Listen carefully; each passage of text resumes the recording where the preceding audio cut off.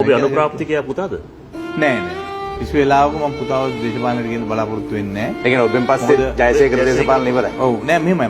මම ඔහුට කියලා තියෙන්නේ මේ මම බැනුම් අහනවා කොහෙවත් නැති මේ ජීවිතේට මේ දැකලවත් නැති මිනිසුන්ගෙන් කුණුහරුපෙන් බැනුම් අහනවා මේ Facebook එකේ අරවයි මේ.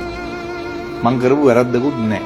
මම දන්නවා මං කරපු සාක්ෂියට එකඟව මං කරපු වැරද්දක් නෑ. හැබැයි මේ කාලකන්ණි දේශපාලනයේ මේ JVP එකේ තිරිසන් දේශපාලනය විසින් අද Facebook එකේ මිනිසුන්ට කුණු හරපෙන් බයින දැනට තල්ලුලා තියෙනවා. අම්මා මුත්ත මතක් කරලා බයිනේ.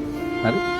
ඉතින් මං කිව්වා මම මේ බැනුම් අහනවා. හැබැයි මගේ පවුලේ තව කිසි කෙනෙක් මේ බැනුමට සූදානම් වෙන්න එපා එක. දෙවෙනි එක තමයි මේ රටේ ඉන්න මිනිස්සු හරිම ගුණමත් මිනිස්සු.